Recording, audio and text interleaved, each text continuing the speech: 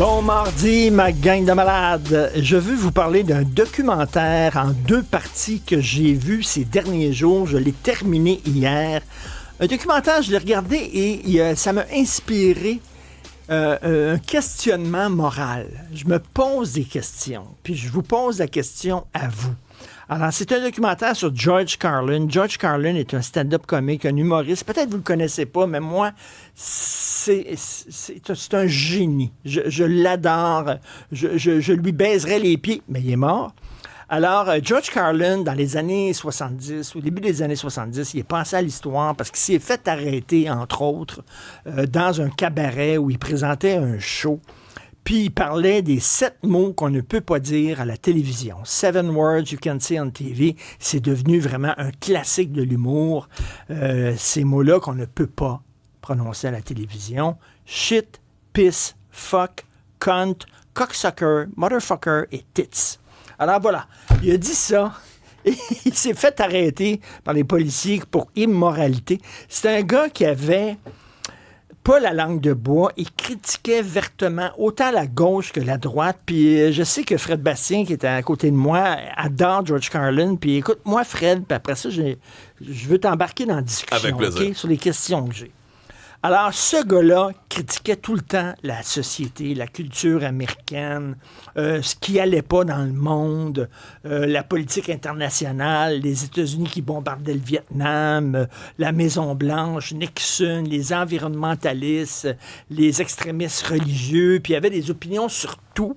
Puis, tu sais, il disait le monde est complètement fucké, ça n'a pas de maudit bon sens. Sauf que tu apprends dans le documentaire en 2 parties que dans sa vie personnelle, ce gars-là, c'était n'importe quoi. Il était hyper alcoolo, il était coke addict, il s'occupait pas de sa fille, il criait tout le temps après sa femme. À un moment donné, il y a un enregistrement quand il était vraiment hyper coqué. Il criait comme un fou. Sa femme est devenue alcoolique parce qu'elle pouvait plus le supporter. Il était violent et tout ça. Et là, je me disais, il y en a beaucoup de presbytes comme ça. Pourquoi je les appelle les presbytes? C'est-à-dire, ces gens-là, ils voient clair de loin, mais flou de proche. C'est-à-dire, quand c'est le temps de parler du monde entier, ils sont clairs, là, ils ont une vision claire, puis ils savent ce qui ne va pas, puis ils ont des solutions, puis ils critiquent, puis le monde, c'est de la merde, tout ça. Mais leur vie proche, c'est flou. Leur vie proche, tu sais, c'est n'importe quoi. Ils ne s'occupent pas de leurs enfants, battent leurs femmes, etc. Puis je me disais, s'il commençait à faire le ménage devant chez lui, peut-être que le monde se porterait mieux. Tu sais, si chacun on traitait les gens qui sont près de nous correctement, nos blondes, nos chums, nos enfants, puis tout ça, si on s'occupait de tout ça, peut-être que le monde irait mieux. Mais ces gens-là, ils ont tout le temps des solutions pour les grands problèmes de la vie. Puis tu regardes, puis c'est peut-être les moins bien placés pour ça. Parce qu'ils sont même pas capables de mettre leur Christie de vie personnelle en ordre. Et je regardais ça, Fred, je les appelle les presbytes. Mais c'est extrêmement sage que tu dis. Qu'est-ce que t'en penses? Mais moi, on revient notamment au documentaire sur George Carlin. Moi, j'ai découvert George Carlin quand il était, on va dire, en fin de carrière. Moi, les enregistrements que j'ai entendus, c'était quand il était un peu plus âgé. Puis c'est là où je l'ai trouvé d'une sagesse incroyable. Il critique la planète, les environnementalistes, notre société nord-américaine, le système en général. Puis comme tu dis, il y a un regard extrêmement clair sur ce qui se passe. Il y a un regard lucide, extrêmement lucide. Exact. Sur ce qui se passe dans le monde. En écoutant le documentaire, comme tu dis, on voit les problèmes de santé, de consommation, de problèmes pour les 2 premières phases de sa carrière, on va dire, le côté très hippie, puis ensuite le côté très télévisé. Puis moi, on dirait que justement, c'est la 3e phase du documentaire où il a arrêté de consommer. Il a essayé de rebâtir les ponts avec sa fille. Il fait preuve d'un peu d'humilité par rapport à son passé. Effectivement, tu as raison. Il s'en est sorti, puis tout ça. Exact. Puis je trouve que c'est là où son art était le meilleur. Mais là, moi, peut-être que c'est parce que je l'admire autant que je me suis comme concilié avec ça en me disant, c'est à la fin qui était bon, puis c'est à la fin qu'il rescapait un peu sa réputation. Et la question que je pose, puis c'est peut-être une mauvaise question, je suis peut-être dans le champ, je sais pas, j'ai pas de réponse.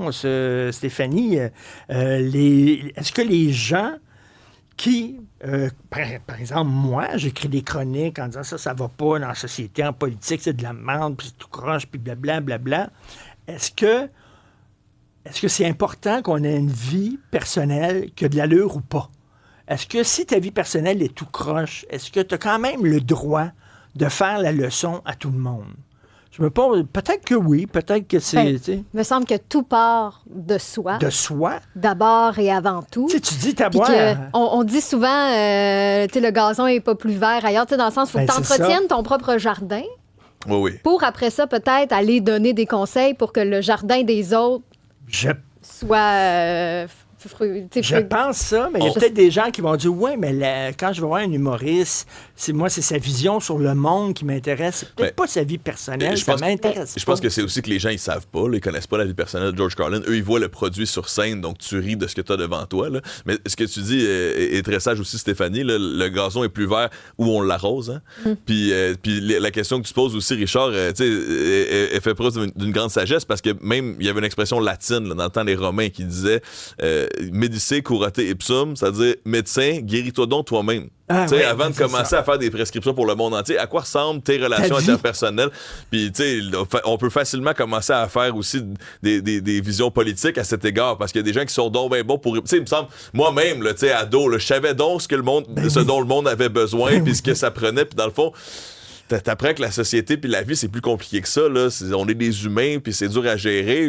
Moi, j'ai envie de penser aussi que le fait qu'en vieillissant, il y a plusieurs personnes qui ils tendent un peu plus vers la droite parce qu'ils se rendent compte que l'idéalisme qu'on a quand on est plus jeune, ben, il faut l'appliquer en premier à notre vie familiale, interpersonnelle, communautaire. Puis là, plus tu t'éloignes, plus ça devient difficile. Là. Parce que justement, comment peux-tu aller écouter la vision du monde de quelqu'un qui n'est peut-être pas, qui ne concorde pas avec ses valeurs, avec qui il est? Fait que à un moment donné, ça devient un mensonge, puis je sais pas à quel point tu peux aussi tenir longtemps avec un discours comme ça qui ne reflète pas qui tu es. J'aime la façon dont tu as présenté ça. Quand ta vie personnelle ne concorde pas avec les valeurs que tu transmets dans ton discours public. Effectivement. Je sais pas, j'avais cette réflexion-là. J'ai pas vraiment de réponse. Mais je pense que c'est une question ouverte, puis c'est à chaque individu, chaque artiste d'un peu le vivre aussi. Mais moi, j'ajoute aussi à cette question-là, des fois, j'ai l'impression que c'est justement ceux qui sont les plus débalancés qui réussissent à être le plus grandiose. Puis c'est pour ça, la fameuse question, ne pas rencontrer ses héros. Puis, moi, je me méfie de tomber en amour avec des grandes vedettes maintenant, parce que je me dis, mais dans le fond, c'est un humain comme toi puis moi, puis peut-être que c'est ça, peut-être qu'il bat sa fille, puis peut-être que ses parents laïs, ou il y a un million de mais c'est qu'à un moment donné, ça ressort, cette vérité-là. Je veux dire, tu peux pas, ad vitam aeternam, tenir un discours ou projeter quelque chose qui n'est pas réel, qui n'est pas ancré, qui n'est pas... vraiment, les deux côtés se valent. Oui, exact. Et je me posais ces questions-là, mais tu as raison de dire que la dernière partie de George Carlin, quand effectivement il s'était sorti de ses problèmes de coke, de ses problèmes d'alcool, il s'est rapproché de sa fille, il s'est rapproché de sa femme, c'est une très belle relation qu'il a eue avec sa femme finalement. Et là, quand il a fait du ménage dans sa vie, c'est là qu'il était meilleur. Exact. Là, c'est un génie. Parce que là, il pouvait se concentrer, il faisait de l'humour, mais c'était de la littérature. Là. Il écrivait comme un des grands écrivains américains qu'on aurait pu imaginer. Puis il jouait avec les mots. Là. J'ai rarement entendu quelqu'un jouer avec les mots comme ça. Puis tu sais, quand tu écoutes ces monologues, il te fait voir la vie différemment. Complètement.